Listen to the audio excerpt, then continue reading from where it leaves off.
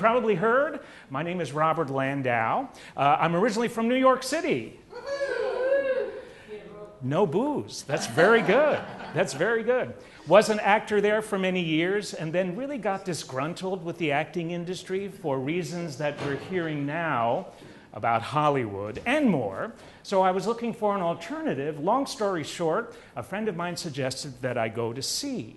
Not of the military, but actually on cruises. So I thought, cruise director, great idea, because I have all this acting training, but now I can just be myself and travel. The only thing is, I was too young to be a cruise director in those days, couldn't even be an assistant cruise director. A friend of mine gave me this lead for an agency in New York City, which still exists that at the time, and to this day, puts cruise staff on cruise ships. So I called them, and I said, hi, my name is Robert Landau. Do you have anything that I could do kind of like on a cruise ship? Because I'd really like to see what this is about.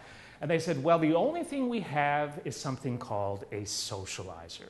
Robert, do you know what a socializer is? Have you ever taken a cruise? And I said, well, I'm sorry, I haven't. And then they said, well, you wouldn't know what a socializer is. And if you don't know what a socializer is, I'll be happy to tell you. Here's the job description. A socializer is a gentleman who dances with all of the single ladies on board every night between the hours of 6 p.m. and 2 a.m. with a 30-minute break for dinner.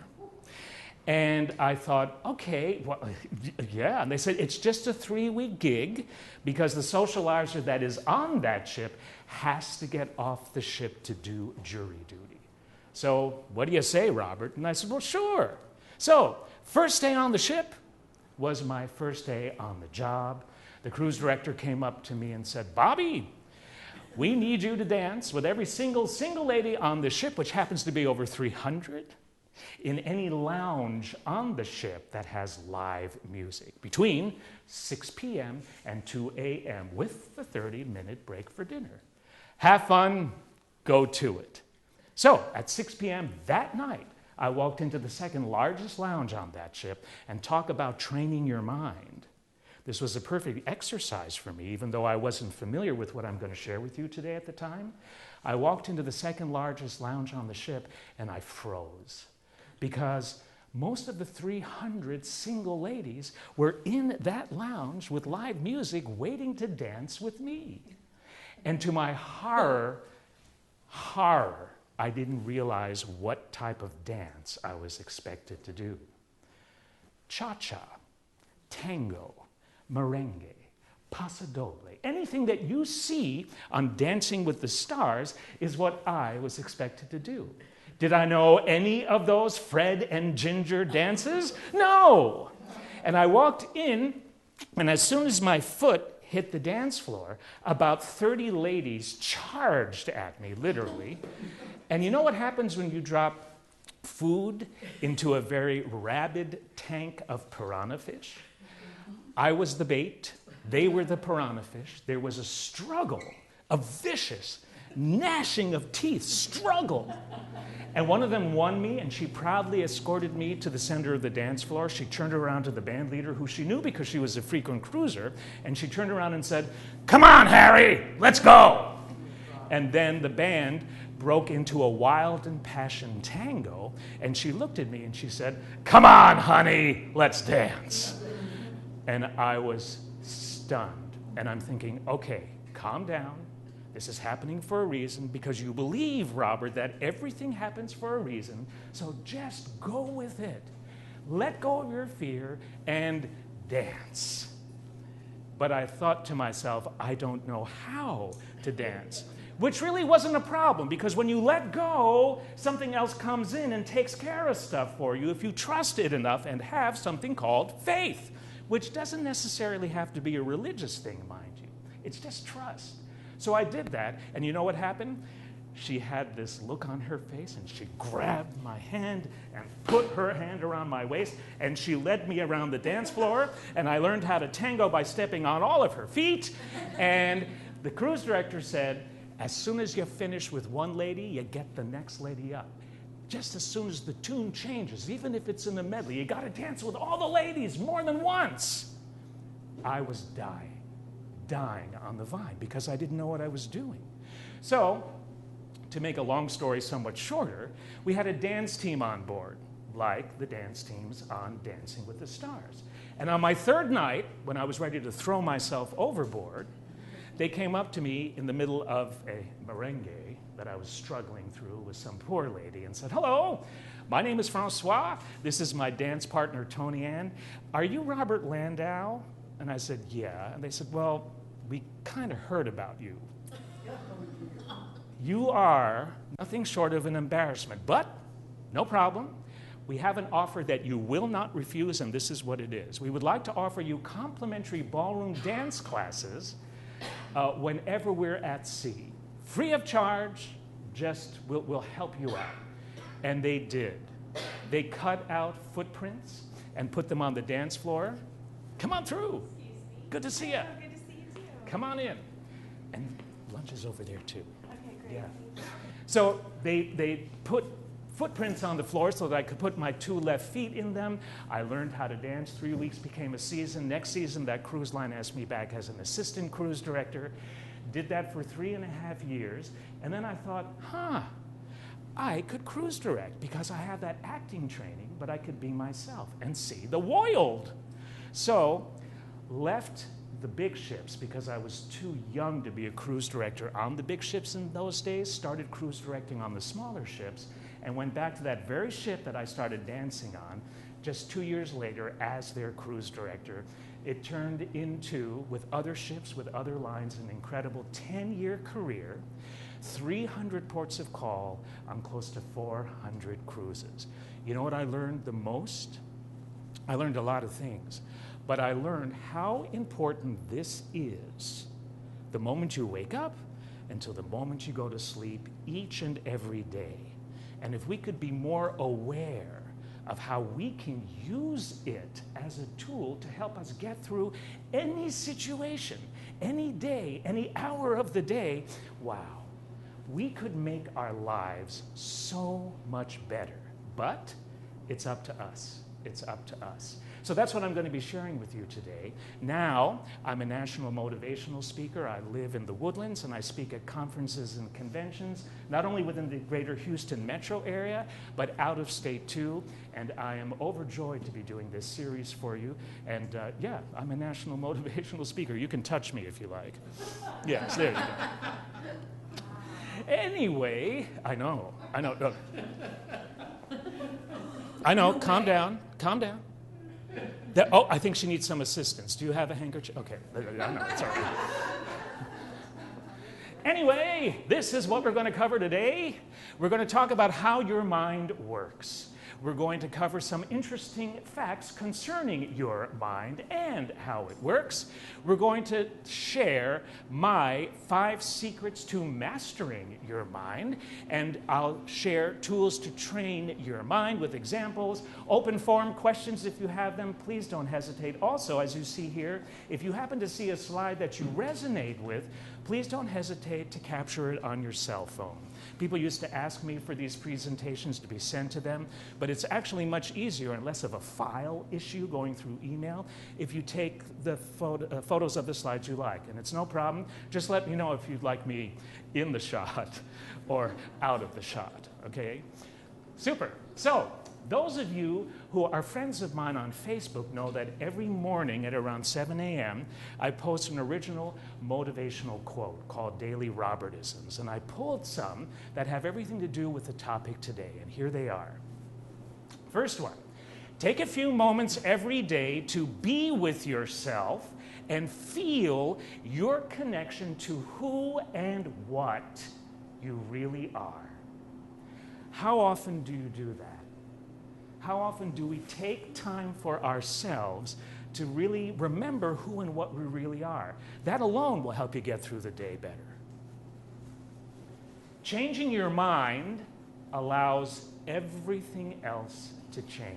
What I want you to understand about what we're going to cover today is that you have the power to create amazing change in your life by using this to your advantage. Are you a slave to this? Or are you a master of this? Same energy, it's just where you choose to direct it. Today is, this is just what I believe. This doesn't have to be what you believe, but I'll share it with you so you consider the possibility. And in this way, today is everything that you chose to think about yesterday. Your mind is one of the most powerful creators that you have at your disposal. You can make your mind your very best friend or your absolute worst enemy. Same difference, right? It takes the same amount of energy to choose to think positively as it does to think negatively. Your choice, your choice. So, if anybody would like to receive these daily Robertisms and you're not already a friend of mine, this is my professional Facebook page. But actually on my personal Facebook page, I post more professional stuff, believe it or not. So Robertisms are on both. That's the professional one. If you want to friend me on the personal one, I do not post every time I go to a Denny's. That's not what I use Facebook for. Both Facebook pages are totally professional and have Robertisms. If you want to friend me on the personal one, it's R. Landau, the number 3, R. Landau 3. So let's talk a little bit about how your mind works. This is kind of the best way to look at it. It's a little bit of a complex description. You may have heard of this before, but your mind really has 2 parts to it. One part is greater than the other. Your conscious mind, which is really just the tip of the iceberg of your mind as a whole, is only a small portion of your mind, as I said. We're going to go into this more in just a second, but the majority happens to be your subconscious mind or unconscious mind. So here's kind of how it breaks down. We spoke about the little bit that is your conscious mind. That's 10% of your mind. That's the mind that you're familiar with the most during the day. It's where your willpower is. It's where your long-term memory is. It's the logical thinker part of you. And it also involves you being a critical thinker. Just 10%. But the real story is here in the subconscious mind. 90%. 90%. It has to do with your beliefs, your emotions, your habits, your values, your protective reactions, your long-term memory, your imagination, that's huge, and your intuition. You combine these 2, and these are everything that you are. So, people work with the subconscious mind in order to get people to manage their smoking issues, right? And this is good to look at. With that in mind. If your conscious mind instructs you to pick up a book, your subconscious immediately swerves into action and commands all of your joints, muscles, and guts needed for you to pick up the book. The known mind, 10%, can issue the command but can never help you to fulfill it. It's just not powerful enough. Why? Because it's only 10% of your mind. That's also how a dependence or an addiction can manifest. The logical and rational 10% mind issues orders, but the subconscious mind is the one that complies with those orders. But after a while, the conscious mind becomes exhausted or overwhelmed, and the subconscious mind naturally takes over, using the old programming, the old conditioning, to resuscitate the habit again. A little difficult to absorb, but it'll make sense as we go on. The subconscious mind, 10%, only thinks in the present. The subconscious mind doesn't know the difference between what is real. I'm sorry, this is your 90% subconscious, right? Only thinks in the present, which is very important. Doesn't know the difference between what is real or what is imagined. Your conscious mind, that's the 10%, is logical, rational, and analytical. But your subconscious is illogical, irrational, and non-analytical. Your subconscious mind believes anything, whether it makes no sense, no logical sense at all. Think about how important that is. If your subconscious mind is 90% of your mind, it believes anything that you send it. In the example of positive thinking and negative thinking, it'll believe anything, anything. Your conscious mind knows what it takes, that it takes time to achieve goals. But your subconscious mind, you program it to believe you have already attained them right now. That's kind of how you manifest stuff. Whatever we plant in our subconscious mind and nourish with repetition and emotion, one day will become reality. This is science. This is not willy-nilly stuff. This is real stuff we're talking about here. The subconscious mind is estimated to be 30,000 times more powerful than the conscious mind. Your subconscious mind controls all the vital processes of your body. It already knows the answers to your problems, and it already knows how to heal you. All in all, if you want to be healthy, then change your focus and be conscious of what you are feeding your mind. Your mind is the thing that is out of shape, not your body. Your body gets out of shape because your mind is out of shape. Your body knows what to do and what it needs to stay healthy. You just need to turn the channel of the program your mind has been programmed to listen to. Flip to a new and improved channel of who you want to be, and then turn up the volume. Sounds incredibly difficult and complex, but if you think about it, it really is not. But again, we're talking about choices here, and it's totally up to you. The subconscious mind cannot tell the difference between what is real and what is imagined. I say that again because it's so very important. If you have a task to do and you fear that task and you think, okay, I've got to climb this mountain now. I'm scared about this because I just know I'm going to fall. I can see myself slipping and tumbling into that ravine. And then how will I get out of it, right? Well, your subconscious mind cannot tell the difference between you actually physically doing that and falling into the ravine or the fear of it. It already thinks that you've done that. So my question is, why would you choose to do that to yourself? And it's not like you can just stop that kind of thinking.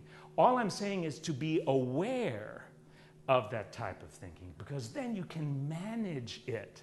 You can say, oh, come on, why would I think that? I'm doing an incredible disservice to myself, and that's not going to happen. I'm going to be okay if I take it slow and climb that mountain. And you know, where I could slip, I'm just going to be very careful and walk around it. Then you're feeding your subconscious mind more positive stuff so that when you actually physically do it, you've got support from both minds. Every success starts in the mind. You are sitting with the most powerful part of you present right here, right now. So, these are some interesting facts that I hope you'll find as interesting as I have based on the topic that we're talking about.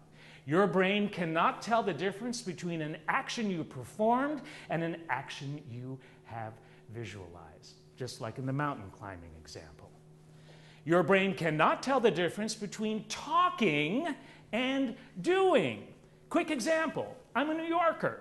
I like to go to New York City every once in a while whenever I can, and I like to ride the subway. I get the real pulse of the city doing that, right? And I'm so used to it. Well, the last time I rode the subway, on the other side of the car where I was in, I could hear this older married couple. They were heading to the Bronx, right? And I could tell they were having an argument, something that happens quite often on subways in New York City, right? And he was saying, Margaret, if you don't stop talking like that, you're going to give me a heart attack. And you would hear her say, well, come on, that's just ridiculous. Now, if you would be more kind to your children, this wouldn't, and you would hear it, and then again, he would say, you're giving me a heart attack. You're going to give me a heart attack. Well, what do you think is going to happen to him if he keeps habitually repeating that? He is jeopardizing his health by the words he is choosing to say. Why? Because his subconscious mind is buying everything that he's saying. And like your brain, subconscious mind, it cannot filter what is positive or negative that you're sending to it. It just takes everything, right? It doesn't stop and say, oh, no, we're not going to make that happen because it's negative. No. It's just programmed to receive everything you send it. So you're a master controller. If you're aware more of what you're sending it, you're going to feel better real quick about stuff.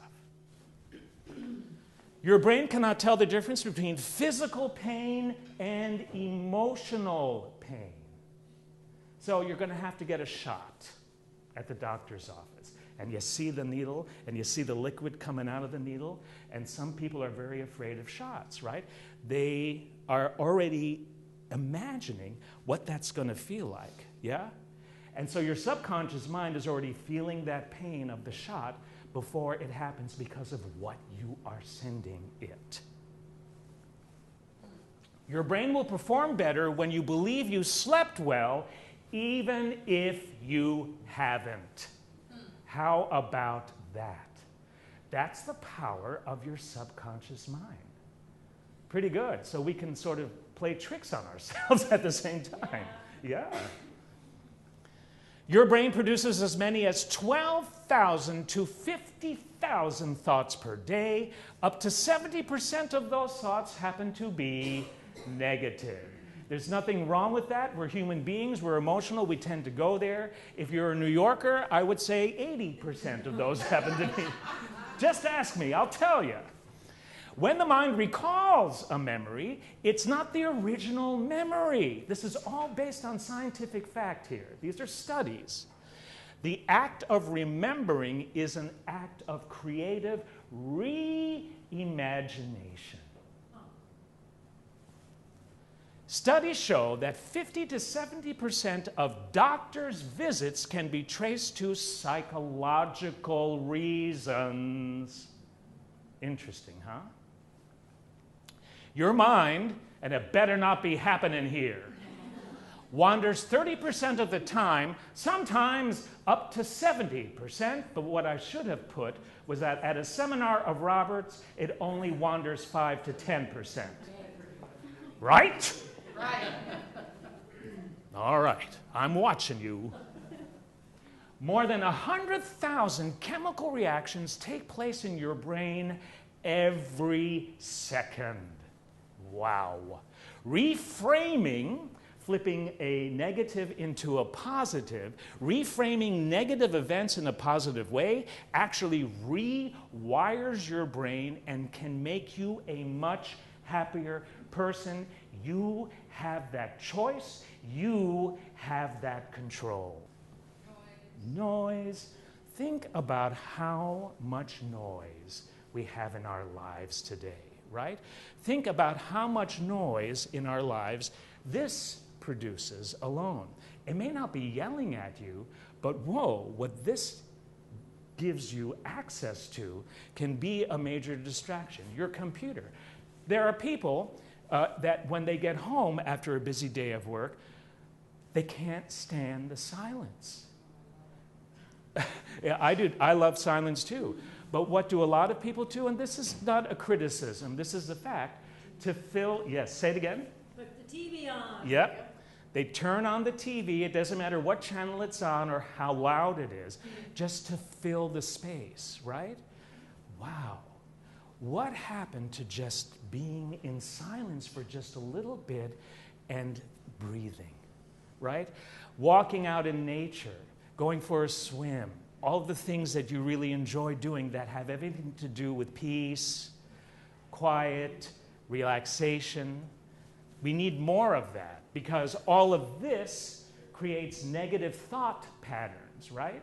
We don't realize how powerful this screen is in our homes, not only in our living rooms, but in our bedrooms. And I ask you this, how often is the programming that comes into your home from this screen positive, or is it negative? And when you see a horrible, violent news report with very graphic footage, think about now what we've been sharing with the subconscious mind. You'll react, that is horrible. Your mind thinks you're there experiencing it. Think about that. And then what does that do to your system? Your brain is programmed to send any energy of what you have sent to it, positive or negative, into every cell of your body. So if you're watching that stuff, you become that event. Powerful stuff. Powerful stuff that comes through this screen into your home. Some people look at these as weapons of mass destruction, right? Now, what I believe is, all this technology that we have today, many say, it's terrible. I think it's how you choose to use it. Sure. How you choose to use it. They can be weapons of mass destruction, but they can also be incredible methods of help to you too. So this is why we become stressed, where we can't focus. Because when we're at work, we're doing nothing but thinking about being at home and sleeping because we're so damn tired. And then when we're at home, we can't sleep because we're thinking about work. Yeah. Noise. Your mind is your instrument. Learn to be its master and not its slave. Don't believe everything you think. Mr. Bruce Lee, who was a big proponent of this, by the way, said this: what you habitually think largely determines what you will ultimately become. Habitually think. Mr. Michael Jackson said this: I believe we are powerful, but we don't use our minds to full capacity. Your mind is powerful enough to help you attain whatever it is that you want. A person's mind is so powerful we can invent, create, experience, and destroy things with thoughts alone. So now when you hear something like this, based on what we said about the subconscious and conscious mind, it makes a hell of a lot more sense. I always say this: you are the captain of your ship. Where you choose to steer it into what type of waters makes every difference in the cruise you're going to have. This has been around, what we're talking about has been around for a long time. You have power over your mind, not outside events. Realize this, and you will find strength. So maybe another way of what Marcus Aurelius said is that you can't hope to change anything that you experience on the outside of you, right? You can't have control over that. It happens. All you do have control of that is how you choose to manage it within you and how you talk to yourself within yourself. And when you talk to yourself within yourself, are you your own best friend or your own worst enemy? That was a wall step from the ships. What do you think? Does it make you want to dance with me? Maybe. At least she's honest, That's why I wasn't a socializer for a long period of time. Thank God. Yes. You are the creator of your destiny, at least in terms of what we are talking about today. Are you an innocent victim of life's circumstances, or might you just be a willing co-creator? Mindset is everything. Yes. What we're talking about here is talking about reprogramming your brain, getting you out of the negative habitual thought patterns that often you are not even aware that you are thinking. Education is not learning of facts, by the way. It's rather the training of the mind to think for you, not against you.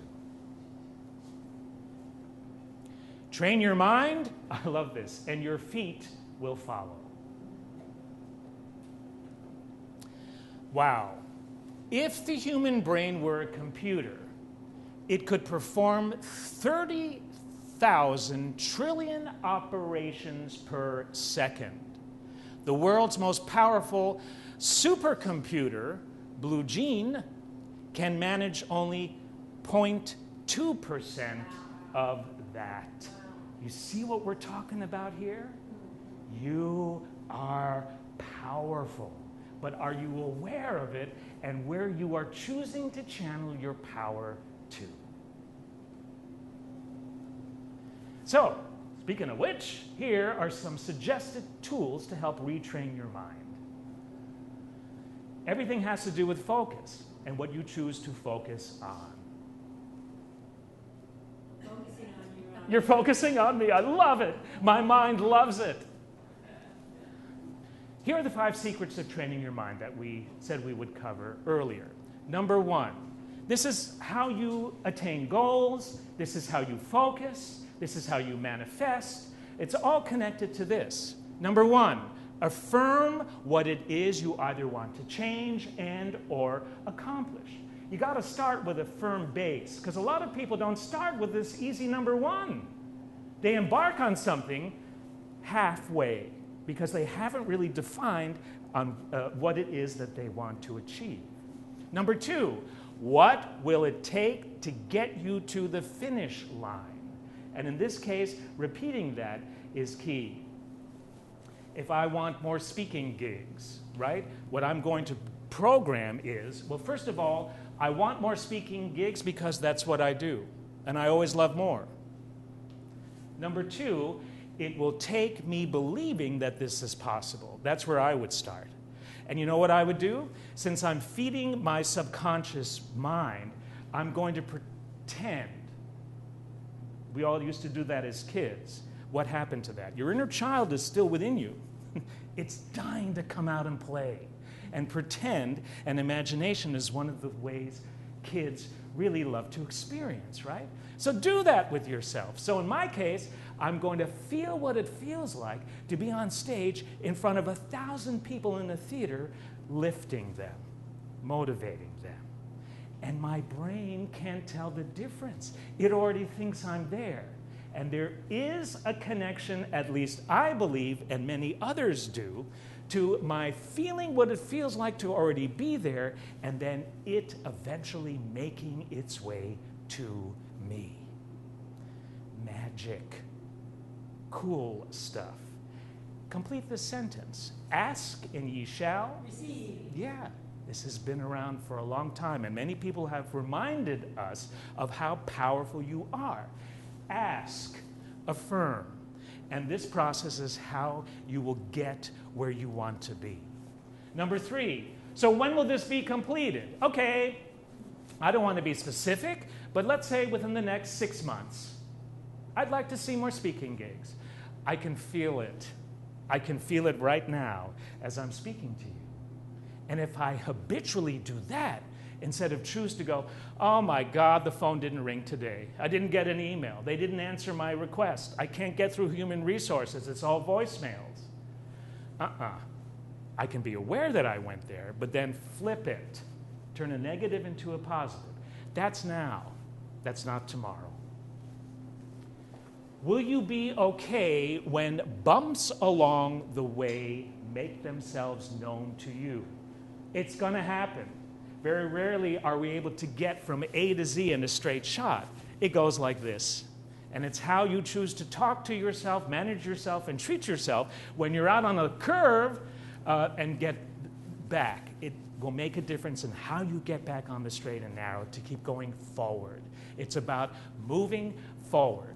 The smallest centimeter of a step forward creates the biggest wave of change. How will you keep yourself motivated during this process? by being aware of when you veer into negative territory and being okay with yourself when that happens, but being aware of it so you get back on to positive territory, positive footing. Personal example. This was a cruise line, Royal Cruise Line, that ended up merging into Norwegian Cruise Line, but for many, many years. This was a wonderful 3-ship fleet that specialized in incredible exotic itineraries for mostly Americans. 95% of Royal Cruise Line's passengers were American. And this line, the Royal Odyssey, was my first real cruise director gig.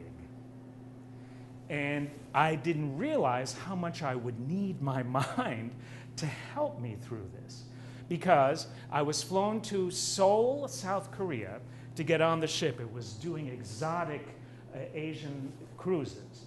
And they put me on a cruise before I was really supposed to cruise direct so that I could see the existing cruise director and how he programmed events, how he ran them too. And he was the executive cruise director of the cruise line, so he had been there for many years. This was something like a 2-week cruise, incredible ports of call. And so I was told, don't tell anybody who you are, just act like a passenger. So I did.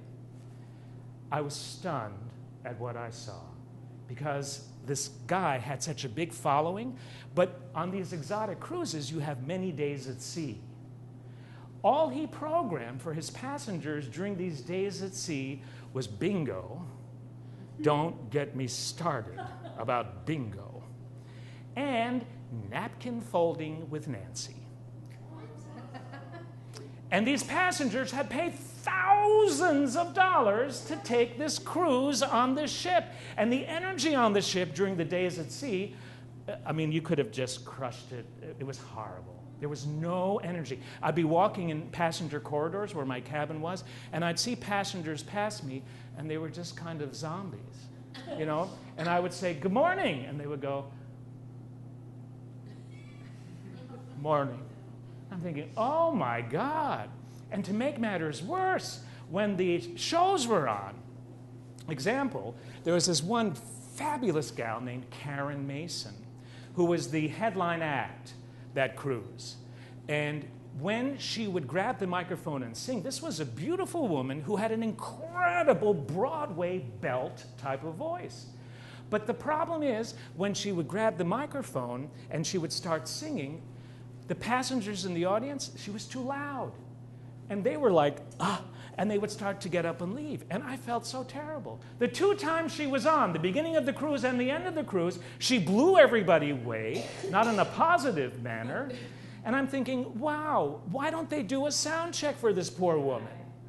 So, by the time he got off, it was my time to get on. And I'm thinking, okay, well, if all he's programming during days at sea is bingo and napkin folding with Nancy, this is going to be a breeze. I don't have to worry about my first cruise directing gig.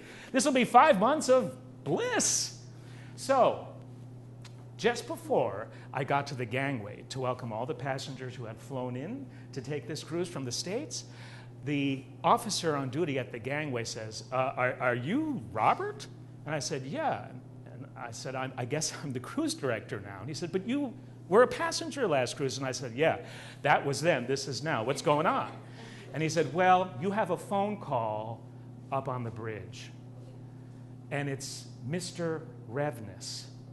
And I said, oh, well, that's nice. I don't know who that is. And he said, it's the CEO of the cruise line. And I said, okay, well, I'd be happy to meet him. He was an industry great. So I thought, oh, okay, I've heard about this guy. Now I made the connection. Now I'm going to speak to him. I'm sure he's just calling to wish me well.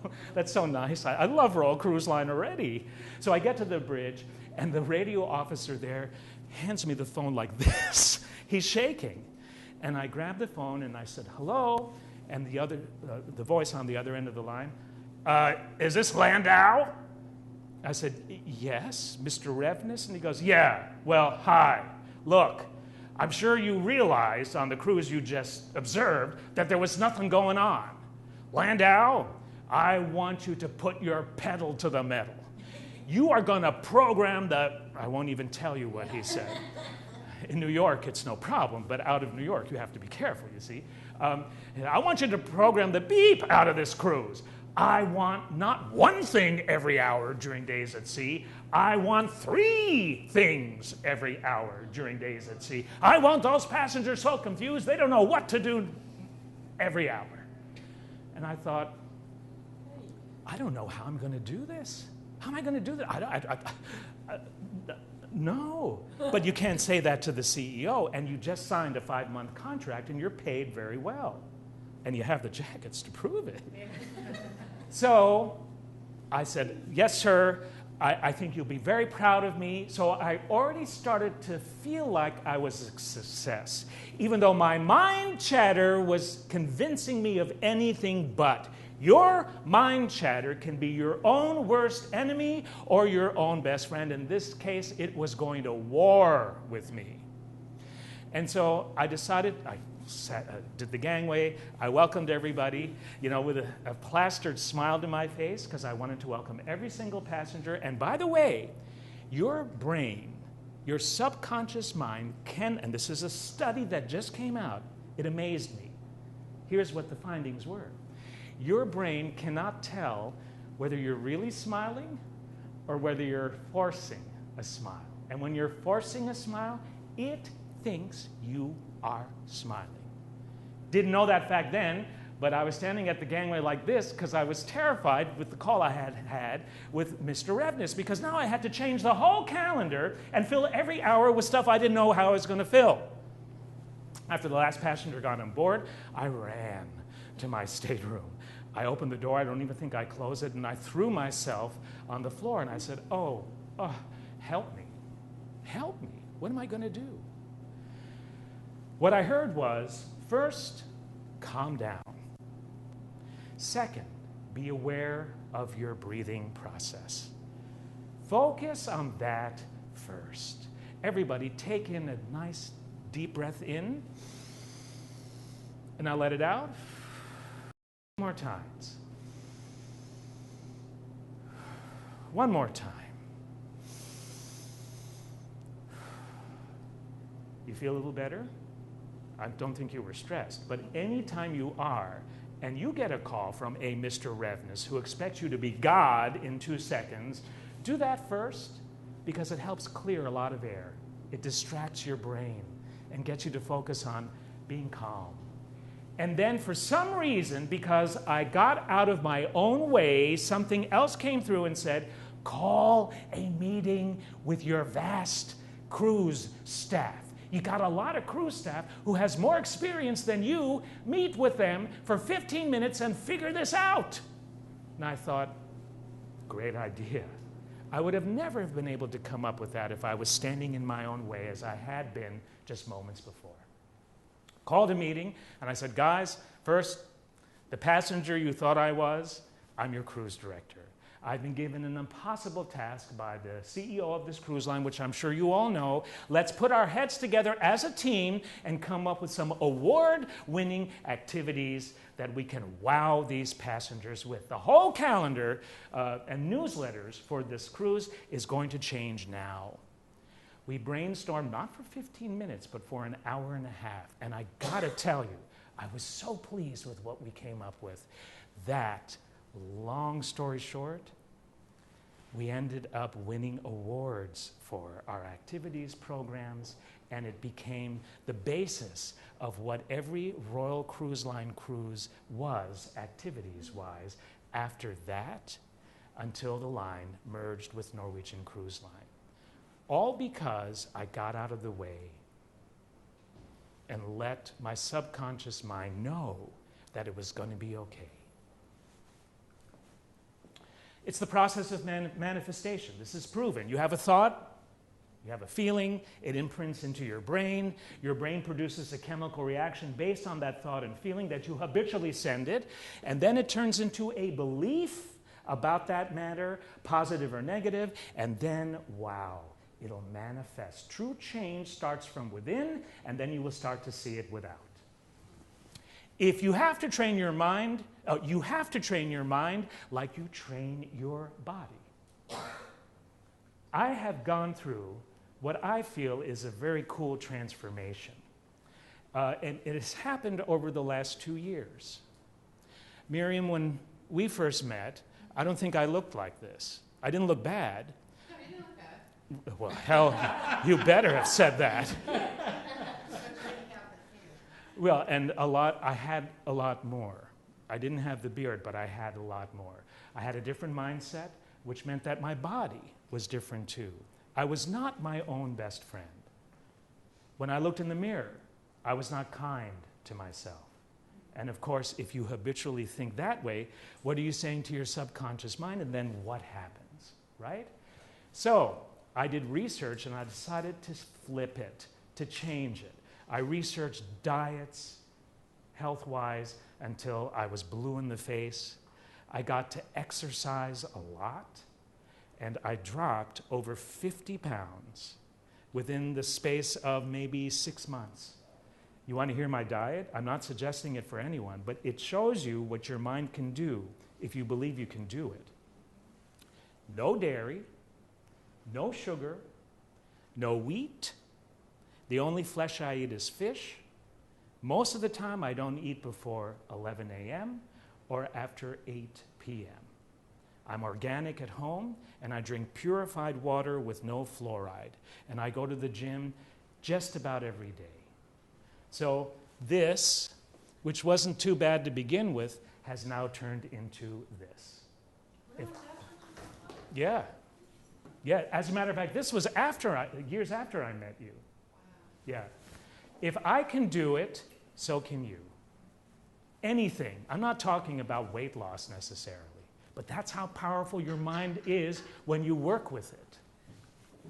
We have a... I didn't hear anything about wine. Yes, she did. I think about He wine. didn't say anything about wine. Wine. Yeah. She has a hard time giving up her wine. Yes. Well, we'll talk about that after. You can do it if you want to. You can do anything if you want to. All human beings have an innate desire to overcome suffering, to find happiness. Training the mind to think differently through meditation is one important way to avoid suffering and being happy. How many of you meditate? Anybody ever tried it? Try it. You meditate all the time. You're meditating while you're listening to me. It doesn't mean going to the Himalayas and sitting on a mountain like this. It's easy. This is it. Sit still, relax, pay attention. That's it. Meditating means you are always in the present moment, not in the past or the future where mind chatter exists. And your breath can help you get there. Enough said. Here's a little secret. Every breath you take is a prayer. 22,000 times a day it rises unannounced, then returns to who knows where. You do not need to kneel, you do not need to speak, and the only pilgrimage required is the one from head to heart, the one all people seek. Mindfulness, being in the present moment, means paying attention in a particular way on purpose, in the present moment, non-judgmentally. Is your mind full, or are you being mindful? Again, it's a choice. I always equate it to this. Your mind chatter, it's like storm clouds, right? You think you are that chatter, those clouds, but you're really this, the blue sky above. Who are you really? Storm clouds or clear blue sky? Clouds pass through if you don't hold on to them. So eventually stuff clears if you get out of the way. Why? Because that's what you really are. The quieter you become, the more you can hear. Be an expert reframer, and all that means is just being aware enough to catch yourself when you're going into negative habitual crap. Just flip it. Say, no, I thought that, but that doesn't mean it's real. Those are clouds. I'm clear blue sky, thank you very much. I love this glass half water, half glass full thing. I don't buy into that. You know why? Because you're really the glass. You're not the water in it. Think about that for a while. Positive affirmations, that can help reprogram your brain real quick. If you put I am, before any type of affirmation. I am in many languages means God. So you're asking for assistance right away. I am happy, even if I don't think I am. I am powerful, even if I don't think I am, so on and so forth. In closing, I want you to understand, if you got nothing else from this, that true change starts with you. It's a choice if you're up to taking it. True change starts within you. Make the choice to do it. We just covered some things here, but the most important thing is I want you to be aware of where your thoughts are taking you. That's all it takes. Just be aware. And when you feel yourself getting into negative, sticky territory, go, oh, okay. No, thank you. I'm going to do what it takes to stay over here and not get stuck over here. Choose to feel good about tomorrow today and watch what happens to your tomorrow. If you expect something to happen, it will. The only one holding you back is yourself.